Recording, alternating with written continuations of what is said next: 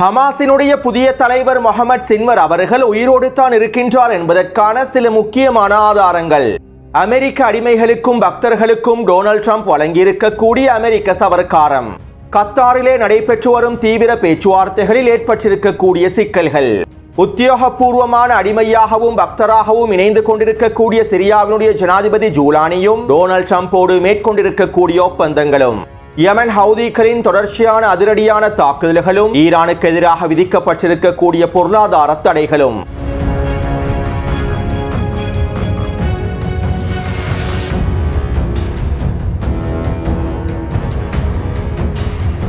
Donald ட்ரம்பின் மத்திய கிழக்கிற்கான விஜயத்தின் போது அவர் பலஸ்தீனிய தனிநாட்டை அங்கீகரிப்பார் என்றும் பலஸ்தீனுக்கான தனிநாட்டினை வழங்குவதற்கான வேலை திட்டங்களை ஆரம்பிப்பார் என்றும் பிரச்சாரங்கள் மேற்கொள்ளப்பட்டிருந்தன.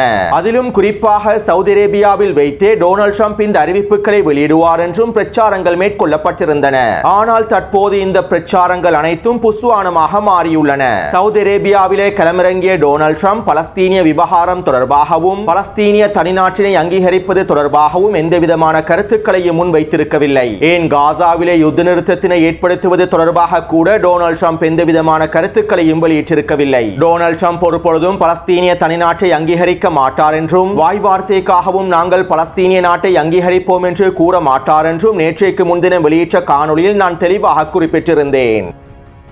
டொனால்ட் ட்ரம்பினுடைய மத்திய கிழக்கு விஜயத்தினை அலங்கரிப்பதற்காகவும் இந்த மத்திய கிழக்கு விஜயத்தினை சர்வதேச முஸ்லிம் சமூகத்திற்கு மத்தியில் ஒரு பாசிட்டிவான நேர்மறையான விஜயமாக காண்பிப்பதற்காகவும் அமெரிக்காவுடன் மேற்கொள்ளக்கூடிய இந்த ஒப்பந்தங்கள் தொடர்பான கவனத்தினை திசை திருப்புவதற்காகவுமே இவ்வாறான போலி பிரச்சாரங்கள் மேற்கொள்ளப்பட்டிருந்தன.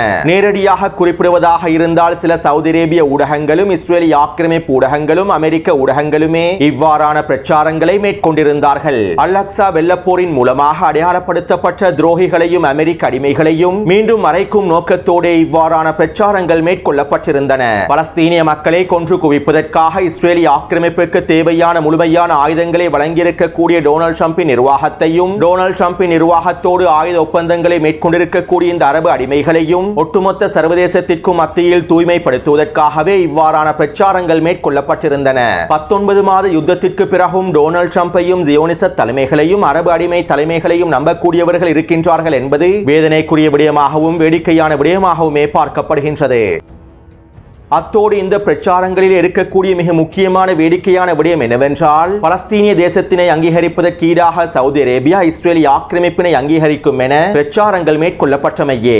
இவை தொடர்பாக நான் முன்னைய காணொளிகளிலும் தெளிவாக குறிப்பிட்டுள்ளேன். சவுதி அரேபியாவுக்கும் இஸ்ரேலிய ஆக்கிரமிப்புக்கும் இடையில் உத்தியோகபூர்வமாகத்தான் இயல்பாக்கம் ஏற்படுத்தப்படவில்லை. அதே நேரம் மறைமுகமாக சவுதி அரேபியாவுக்கும் இஸ்ரேலிய ஆக்கிரமிப்புக்கும் இடையிலான எல்லாவிதமான தொடர்புகளும் வலுவாகவே காணப்படுகின்றன. சவுதி அரேபியா இஸ்ரேலிய ஆக்கிரமிப்பினை உத்தியோகபூர்வமாக அங்கீகரிக்க மறைமுகமாக அவர்கள் இஸ்ரேலிய ஆக்கிரமிப்பினை முழுமையாகவே அங்கீகரித்துள்ளார்கள். இவை தொடர்பான பல்வேறுபட்ட ஆதாரங்களையும் தகவல்களையும் முன்னே காணொளிகளில் நான் தெளிவாக குறிப்பிட்டுள்ளேன். எனவே தற்போது சவுதி அரேபியாவுக்கான விஜயத்தில் டொனால்ட் ட்ரம்ப் பலஸ்தீனிய தேசத்தினை அங்கீகரிப்பது தொடர்பாக எந்தவிதமான கருத்துக்களையும் வெளிப்படுத்தாமை சவுதி அரேபியாவுக்கும் இஸ்ரேலிய ஆக்கிரமிப்புக்கும் இடையிலான இயல்பாக்கத்தினை உறுதிப்படுத்துவதாகவே அமைந்துள்ளது. மேலும் டொனால்ட் ட்ரம்ப் சவுதி அரேபியாவிலே ஊடக சந்திப்பில் இவ்வாறு தெரிவித்திருந்தார். சவுதி அரேபியா நிச்சயமாக ஆப்ரஹாம் ஒப்பந்தத்தில் இணைந்து கொள்ளும். சரியான சந்தர்ப்பம் வரும்போது தன்னிச்சையாக செயற்பட்டு அவர்கள் முழுமையாக இணைந்து கொள்வார்கள் என டொனால்ட் ட்ரம்ப் குறிப்பிட்டிருந்தார். எனவே சுருக்கமாக குறிப்பிடுவதாக இருந்தால் சவுதி அரேபியாவுக்கும் இஸ்ரேலிய ஆக்கிரமிப்புக்கும் இடையில் உத்தியோகபூர்வமாக உறவுகள் வெளிப்படுத்தப்படவில்லை, அவ்வளவுதான். அடுத்து சவுதி அரேபியாவுக்கும் அமெரிக்காவுக்கும் இடையில் மூலோபாய கூட்டு ஒப்பந்தங்கள் கைச்சாத்திடப்பட்டிருந்தன. $142 பில்லியன் பெறுமதி அளவிலான ஆயுத ஒப்பந்தத்தையும் சவுதி அரேபியாவும் அமெரிக்காவும் மேற்கொண்டுள்ளது. சவுதி அரேபியாவை பாதுகாப்பதற்கு தேவையான, சவுதி அரேபியாவின் சல்மானை பாதுகாப்பதற்கு தேவையான அனைத்து விதமான வான் பாதுகாப்பு அமைப்புகளையும் போர் விமானங்களையும் இன்னும் ஏனைய முக்கியமான வெடிகுண்டுகளையும் சவுதி அரேபியாவுக்கு டொனால்ட் ட்ரம்ப் வழங்குவதற்கு முழுமையான ஒப்புதலை வழங்கியுள்ளார். சவுதி அரேபியாவுக்கும் அமெரிக்காவுக்கும் இடையிலான வரலாற்றிலேயே இந்த ஆயுத ஒப்பந்தமானது மிகப்பெரிய ஆயுத ஒப்பந்தமாகவும் கருதப்படுகின்றது. அத்தோடு அமெரிக்காவிலே $600 பில்லியன் முதலீடு செய்வதற்கும் சவுதி அரேபிய தலைமைகள் ஒப்புக்கொண்டுள்ளார்கள். மேலும் சவுதி அரேபியாவுக்கும் அமெரிக்காவுக்கும் இடையில் எரிசக்தி ஒப்பந்தங்களும் கைச்சாத்திடப்பட்டுள்ளன. இதிலே சவுதி அரேபியாவில் சிவில் அணுசக்தி திட்டம் ஒன்றினை அமைப்பது தொடர்பாகவும் ஒப்பந்தங்கள் மேற்கொள்ளப்பட்டுள்ளன. அத்தோடு சவுதி அரேபியாவுக்கும் அமெரிக்காவுக்கும் இடையிலான பாதுகாப்பு ஒப்பந்தங்கள் தொடர்பாகவும் சவுதி அரேபியாவிலே அமைக்கப்பட போகின்ற சிவில் அணுசக்தி திட்டம் தொடர்பாகவும் இன்னும் ஏனைய முக்கியமான ஒப்பந்தங்கள் தொடர்பாகவும் முன்னே காணொளிகளில் நான் தெளிவாக என்பதாக குறிப்பிட்டுள்ளேன். எனவே சுருக்கமாக குறிப்பிடுவதாக இருந்தால் சவுதி அரேபியாவிடமிருந்து டொனால்ட் ட்ரம்ப் கிட்டத்தட்ட $1 டிரில்லியன் கறந்துள்ளார். பசுமாற்றிடமிருந்து எவ்வளவு டாலர்களை கறக்க முடியுமோ அவ்வளவு டாலர்களையும் டொனால்ட் ட்ரம்ப் கறந்துள்ளார். அடுத்து டொனால்ட் ட்ரம்ப் சிரியா மீதான அனைத்து விதமான பொருளாதார தடைகளையும் நீக்குவதாகவும் அறிவித்துள்ளார். சவுதி சல்மானோடு மேற்கொண்ட கலந்துரையாடல்களுக்கு பிறகே இந்த முடிவை எடுத்திருப்பதாகவும் டொனால்ட் ட்ரம்ப் தெரிவித்திருந்தார். அத்தோடு இன்று காலை டொனால்ட் ட்ரம்ப் சிரியாவுடைய ஜனாதிபதி ஜூலானியை சந்தித்து விசேட கலந்துரையாடல்களையும் மேற்கொண்டிருந்தார். இந்த கலந்துரையாடல்களின் போது ஆப்ரஹாம் ஒப்பந்தத்திலே சிரியா முழுமையாக இணைந்து கொள்வதற்கான அழைப்புகளை டொனால்ட் ட்ரம்ப் வழங்கியிருப்பதாகவும் நிச்சயமாக சிரியா ஆப்ரஹாம் ஒப்பந்தத்திற்குள்ளே இணைந்து கொள்ளும் என டொனால்ட் ட்ரம்ப் நம்பிக்கை தெரிவித்திருப்பதாகவும் வெள்ளை மாளிகையான அறிக்கைகளில் குறிப்பிட்டுள்ளது. அத்தோடு சிரியாவினுடைய வெளியுறவுத்துறை அமைச்சர் இவ்வாறு தெரிவித்திருந்தார். ஜனாதிபதி டொனால்ட் ட்ரம்புடன் மேற்கொள்ளப்பட்டிருக்கக்கூடிய உடன்படிக்கையானது வரலாற்று முக்கியத்துவம் வாய்ந்த சமாதான உடன்படிக்கையாகும். இந்த உடன்படிக்கை மூலமாக சிரியாவிலே அமெரிக்க நலன்கள் முழுமையான வெற்றியை அடைந்து கொள்ள முடியும் என்றும் சிரியாவினுடைய வெளியுறவுத்துறை அமைச்சர் தெரிவித்துள்ளார். அதாவது டொனால்ட் ட்ரம்புக்கும் ஜூலானிற்கும் இடையிலே மேற்கொள்ளப்பட்டிருக்கக்கூடிய ஒப்பந்தத்தில் சில முக்கியமான விடயங்கள் குறிப்பிடப்பட்டுள்ளன. ஆப்ரஹாம் ஒப்பந்தத்திலே சிரியா முழுமையாக இணைந்து கொள்ள வேண்டும். இஸ்ரேலுடன் அனைத்து விதமான உறவுகளையும் முழுமையாக வலுப்படுத்த வேண்டும். சிரியாவில் இருக்கக்கூடிய வெளிநாட்டு பயங்கரவாத தளபதிகளையும் வெளிநாட்டு பயங்கரவாதிகளையும் சிரியாவுடைய தற்போதைய அரசு முழுமையாக வெளியேற்றிவிட வேண்டும். சிரியாவில் இருக்கக்கூடிய பலஸ்தீனிய எதிர்ப்பு குழுக்களையும் முழுமையாக நிராயுதபாணியாக்கிவிட வேண்டும். சிரியாவுக்குள் இருக்கக்கூடிய பலஸ்தீனிய போராளிகளை முழுமையாக நீக்கிவிட வேண்டும். மேலும் சிரியாவில் இருக்கக்கூடிய எண்ணெய் மற்றும் எரிவாயு வளங்களில் அமெரிக்க நிறுவனங்கள் முதலீடுகளை மேற்கொள்ளும் என குறித்த ஒப்பந்தத்தில் தெரிவிக்கப்பட்டிருப்பதாகவும் குறிப்பிடப்படுகின்றது. ஏற்கனவே சிரியாவினுடைய வடகிழக்கு பிரதேசத்தில் இருக்கக்கூடிய ஒட்டுமொத்த எண்ணெய் வளங்களும் கோதுமை உற்பத்திகளும் இயற்கை எரிவாயு தளங்களும் அமெரிக்காவினுடைய கட்டுப்பாட்டிலேயே இருக்கின்றது. அதே போன்று சிரியாவின் இன்னும் மிக முக்கியமான வளங்கள் அனைத்தும் அமெரிக்காவுடைய கட்டுப்பாட்டிலேயே இருக்கின்றது.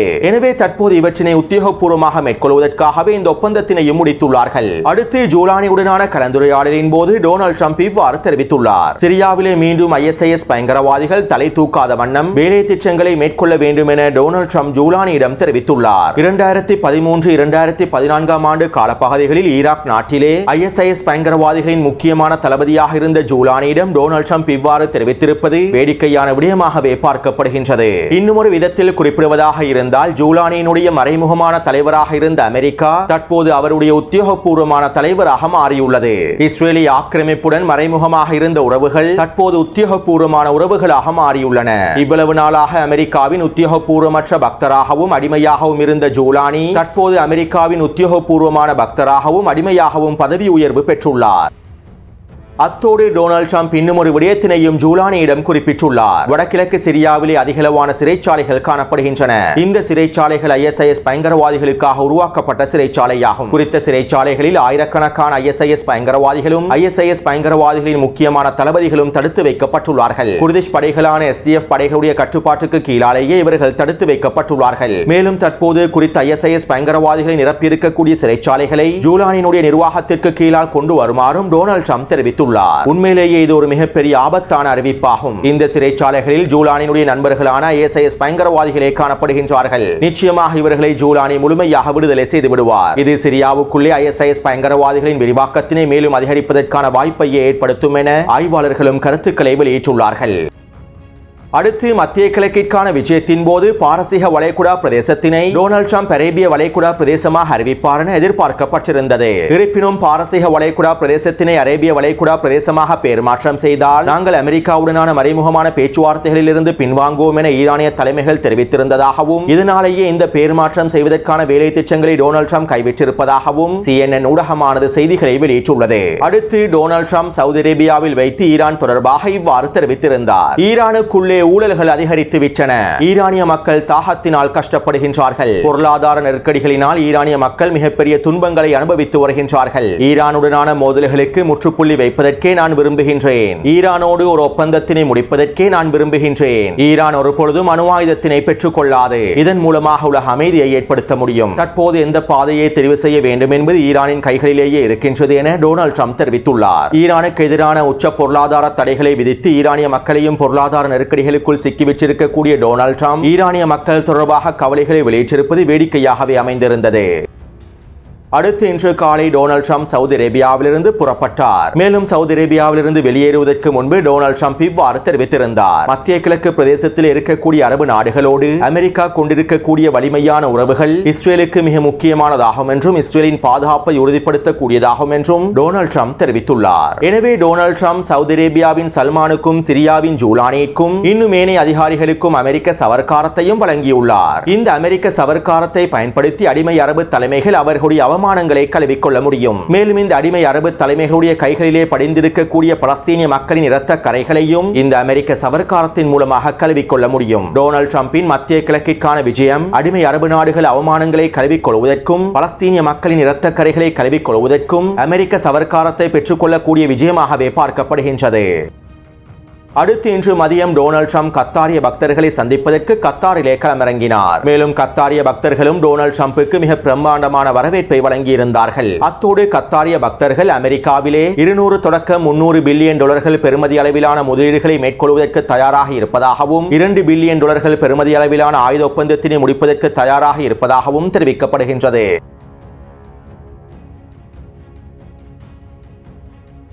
சவுதி அரேபியாவிலே டொனால்ட் ட்ரம்ப் ஊடக சந்திப்பில் கருத்துக்களை தெரிவித்துக் கொண்டிருக்கக்கூடிய வேளையில் யெமன் ஹவுதி இராணுவத்தினர் இஸ்ரேலி ஆக்கிரமிப்பின் டெல் அவீவ் பிரதேசத்தினை இலக்கு வைத்து ஹைப்பர்சோனிக் பாலிஸ்டிக் ஏவுகணை தாக்குதல்களை மேற்கொண்டிருந்தார்கள். இந்த தாக்குதல் மேற்கொள்ளப்பட்ட அரை மணித்தியாலங்களுக்குள் டெல் அவீவின் பென் குரியன் விமான நிலையத்தினை இலக்கு வைத்து இன்னும் 2 பாலிஸ்டிக் ஹைப்பர்சோனிக் ஏவுகணை தாக்குதல்களை மேற்கொண்டிருந்தார்கள். அது மட்டுமல்லாமல் டெல் அவீவ் பிரதேசத்தினை இலக்கு வைத்து யஃபா ட்ரோன் தாக்குதல்களையும் மேற்கொண்டிருந்தார்கள். சவுதி அரேபியாவிலே களமிறங்கியிருக்கக்கூடிய டொனால்ட் ட்ரம்புக்கு வழங்கக்கூடிய பரிசாக யெமன் ஹவுதி இராணுவத்தினர் இந்த பாலிஸ்டிக் ஏவுகணை தாக்குதல்களை இஸ்ரேலி ஆக்கிரமிப்பு இலக்கு வைத்து மேற்கொண்டுள்ளார்கள். மேலும் யெமன் ஹவுதிகளின் இந்த ஹைப்பர்சோனிக் பாலிஸ்டிக் ஏவுகணை தாக்குதலின் மூலமாக நூற்றுக்கணக்கான நிலத்திடர்கள் பதுங்கு குழிகளை நோக்கி விரைந்துள்ளார்கள். இந்த சந்தர்ப்பத்திலே 10க்கும் அதிகமான நிலத்திடர்கள் படுகாயமடைந்திருப்பதாகவும் இஸ்ரேலி ஆக்கிரமிப்பு ஊடகங்களை ஒப்புக்கொண்டுள்ளன. அத்தோடு இன்று காலையிலும் ஜுல்ஃபிகார் பாலிஸ்டிக் ஏவுகணையை பயன்படுத்தி யெமன் ஹவுதி இராணுவத்தினர் டெல் அவீவ் பிரதேசத்தின் இலக்கு வைத்து தாக்குதல்களை மேற்கொண்டிருந்தார்கள். இந்த தாக்குதல்களை தொடர்ந்து நெட்டன்யாஹூ அவசர போர் அமைச்சரவை கூட்டத்தினையும் ஆரம்பித்திருந்தார். யெமன் ஹவுதிகளுக்கு நாங்கள் உச்ச பதிலடிகளை வழங்க வேண்டும் என்பதற்காகவே இந்த போர் அமைச்சரவை கூட்டம் மேற்கொள்ளப்பட்டிருப்பதாகவும் இன்றிரவு அல்லது டொனால்ட் ட்ரம்பின் மத்திய கிழக்கு விஜயத்திற்கு பிறகு யெமன் ஹவுதிகளுக்கு எதிரான உச்ச பதிலடி தாக்குதல்கள் மேற்கொள்ளப்படும் என்றும் இஸ்ரேலி ஆக்கிரமிப்பு ஊடகங்கள் தெரிவித்துள்ளன. அடுத்து வருகின்ற வெள்ளிக்கிழமை முக்கியமான ஐரோப்பிய நாடுகளான பிரித்தானியா, பிரான்ஸ் மற்றும் ஜெர்மனியோடு அணுசக்தி தொடர்பான பேச்சுவார்த்தைகளையும் ஈரான் மீதான பொருளாதார தடைகளை நீக்குவது தொடர்பான பேச்சுவார்த்தைகளையும் மேற்கொள்ளப் போவதாக ஈரானிய ஊடகங்கள் சுட்டிக்காட்டியுள்ளன. இந்த பேச்சுவார்த்தைகள் மூலமாக குறித்த நாடுகளும் ஈரான் மீது விதித்திருக்கக்கூடிய பொருளாதார தடைகளை நீக்குவதற்கான அழுத்தங்கள் வழங்கப்படும் என்றும் ஈரானிய ஊடகங்கள் சுட்டிக்காட்டியுள்ளன.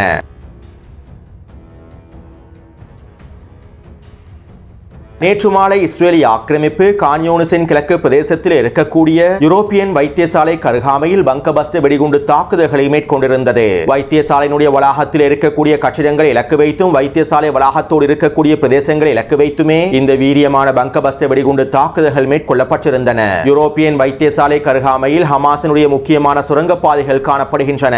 இந்த சுரங்கப்பாதைகளுக்குள்ளே ஹமாஸின் முக்கியமான கட்டளை தளம் ஒன்று இயங்கி வருகின்றது. ஹமாஸினுடைய தற்போதைய தலைவராக இருக்கக்கூடிய முகமது வரும் இன்னும் மிக முக்கியமான தளபதிகளும் குறித்த சுரங்கப்பாதை கட்டளை தளத்திற்குள்ளே இருக்கின்றார்கள். இவர்களை இலக்கு வைத்து பங்கபஸ்ட் வெடிகுண்டு தாக்குதல்களை நாங்கள் மேற்கொண்டுள்ளோம் என இஸ்ரேலிய ஆக்கிரமிப்பு ராணுவம் தெரிவித்துள்ளது. யஹ்யா சின்வரின் படுகொலைக்கு பின்பு அவருடைய சகோதரனான முகமது சின்வரே காசாவுடைய ஹமாஸின் தலைவராக செயற்பட்டு வருகின்றார். மேலும் இவர் யஹ்யா சின்வரை விட கடுமையாகவே நடந்து கொள்கின்றார். அது மட்டுமல்லாமல் காசா முழுவதும் இஸ்ரேலிய ராணுவத்திற்கு எதிராக உச்ச தாக்குதல்களை மேற்கொள்வதற்கும் இவர் கட்டளைகளை பிறப்பித்துள்ளார். இதனாலேயே இஸ்ரேலிய ராணுவம் அவசரமாக முகமது சின்வர் தொடர்பான உளவு தகவல்களை பெற்றுக்கொண்டு கிடைக்கப்பெற்றிருக்கக்கூடிய உளவு தகவல்களுக்கு அமைவாக இந்த வான்வழி தாக்குதல்களை மேற்கொண்டுள்ளது என இஸ்ரேலிய ஆக்கிரமிப்பு ஊடகங்கள் தெரிவித்துள்ளன. அதே நேரம் குறித்த தாக்குதலிலே முகமது சின்வர் படுகொலை செய்யப்பட்டுள்ளாரா என்பதனை எங்களால் இன்னும் உறுதிப்படுத்த முடியவில்லை என இஸ்ரேலிய ஆக்கிரமிப்பு ராணுவமும் அறிவித்துள்ளது. அத்தோடு குறித்த வைத்தியசாலை கருகாமையில் ஹமாஸினுடைய எந்தவிதமான சுரங்கப்பாதைகளும் காணப்படவில்லை. ஹமாஸினுடைய எந்தவிதமான கட்டளை தளங்களும் காணப்படவில்லை. ஹமாஸினுடைய தலைவர்களும் குறித்த பிரதேசத்தில் இருக்கவில்லை என காசாவில் இருக்கக்கூடிய எதிர்ப்பினுடைய மிக முக்கியமான ஆதாரம் ஒன்று அல் மாயாதீன் ஊடகத்திடம் தெரிவித்தார். வைத்திருப்பதாகவும் அல் மாயாதீன் ஊடகம் செய்திகளை வெளியிட்டுள்ளது. அத்தோடு குறித்த தாக்குதல் தொடர்பான காணொளிகள் வெளியாகி இருந்தன. மேலும் இஸ்ரேலிய ஆக்கிரமிப்பு வைத்தியசாலை கருகாமையில் பங்கபஸ்ட வெடிகுண்டு தாக்குதல்களை மேற்கொள்ளும் சந்தர்ப்பத்தில் குறித்த பகுதியிலே மிகப்பெரிய குழிகள் ஏற்பட்டிருக்கவில்லை. அந்த பிரதேசத்தில் மிகப்பெரிய சுரங்கப்பாதைகள் இருக்குமாக இருந்தால் பங்கபஸ்ட வெடிகுண்டு தாக்குதலின் போது மிகப்பெரிய குழிகள் ஏற்படுத்தப்படும். ஆனால் கிடைக்கப்பெற்றிருக்கக்கூடிய தகவல்களுக்கு அமைவாக குறித்த பகுதியிலே சுரங்கப்பாதைகள் இருந்ததற்கான ஆதாரங்கள் உறுதிப்படுத்தப்படவில்லை. இதனால் பெரும்பாலும் ஹமாஸினுடைய புதிய தலைவராக இருக்கக்கூடிய முகமது சின்வர் உயிரோடு தான் இருக்கின்றார் என களத்தில் இருக்கக்கூடிய ஊடகவியலாளர்களும் தெரிவித்துள்ளார்கள். அடுத்து இஸ்ரேலிய ஆக்கிரமிப்பு ராணுவம் காசா முழுவதும் உச்ச வான்வழி தாக்குதல்களை மேற்கொண்டு வருகின்றது. கடந்த 24 மணித்தியாலங்களுக்குள் இஸ்ரேலிய ஆக்கிரமிப்பு மேற்கொண்டிருக்கக்கூடிய வான்வழி தாக்குதல்களில் 80க்கும் அதிகமானோர் இனப்படுகொலை செய்யப்பட்டுள்ளார்கள். மேலும் 150க்கும் அதிகமான பலஸ்தீனிய மக்கள் படுகாயங்களுக்கு உள்ளாக்கப்பட்டுள்ளார்கள். அடுத்து இன்றைய தினம் கத்தாரிலே நடைபெற்று வரக்கூடிய தீவிர பேச்சுவார்த்தைகளில் சில சிக்கல்கள் ஏற்பட்டிருப்பதாகவும் தெரிவிக்கப்படுகின்றது. அதாவது அமெரிக்க தூதர் விட்கோஃப் 10 பணைய கைதிகளை விடுதலை செய்யக்கூடிய ஒரு முன்மொழிவு ஒன்றை முன்வைத்துள்ளார். ஹமாஸிடம் இருக்கக்கூடிய 10 இஸ்ரேலிய பணைய கைதிகளை விடுதலை செய்து காசாவில் ஒரு தற்காலிக யுத்தநிறுத்தத்தை ஏற்படுத்தக்கூடிய முன்மொழிவு ஒன்றை முன்வைத்துள்ளார் என இஸ்ரேலிய ஆக்கிரமிப்பு ஊடகங்களும் தெரிவித்துள்ளன. காசாவிலே நிரந்தர யுத்தநிறுத்தத்தினை ஏற்படுத்துவதற்கான ஒப்பந்தத்தினை முடிப்பதற்காகவே ஹமாஸ் அவர்களிடம் இருக்கக்கூடிய மிக முக்கியமான அட்டையான இடன் அலெக்சாண்டரையும் பயன்படுத்தினார்கள். ஆனால் இதற்கு பிறகும் கத்தாரிலே ஒரு தற்காலிக யுத்தநிறுத்தத்தை ஏற்படுத்தக்கூடிய பேச்சுவார்த்தைகள் மேற்கொள்ளப்பட்டு வருவது ஏமாற்றம் அளிக்கக்கூடிய விடயமாகவே பார்க்கப்படுகின்றது. அதே நேரம் இந்த தற்காலிக யுத்தநிறுத்தத்தை ஏற்படுத்துவதிலும் நெட்டன்யாஹூ பின்வாங்குவதாகவும் இஸ்ரேலிய ஆக்கிரமிப்பு ஊடகங்கள் தெரிவிக்கின்றன. காசாவிற்குள்ளே உணவுப் பொருட்களை அனுமதிக்காமலேயே இந்த தற்காலிக யுத்தநிறுத்தத்தை ஏற்படுத்துவதற்கு நெட்டன்யாஹூ முயற்சி செய்கின்றார் என்றும் இஸ்ரேலிய ஆக்கிரமிப்பு ஊடகங்கள் சுட்டிக்காட்டியுள்ளன. எனவே தற்போது கத்தாரிலே தீவிரமாக யுத்தநிறுத்த பேச்சுவார்த்தைகள் மேற்கொள்ளப்பட்டு வந்தாலும் குறித்த யுத்தநிறுத்த பேச்சுவார்த்தைகள் ஒரு சிக்கலான நிலைமைக்கு தள்ளப்பட்டுள்ளது என்பதனையும் எங்களுக்கு தெளிவாக புரிந்து கொள்ளலாம். எனவே இந்த காணொளி தொடர்பான கருத்துக்களை பதிவிடுங்கள். தொடர்ந்தும் என்னுடன் இணைந்திருங்கள். நன்றி, வணக்கம்.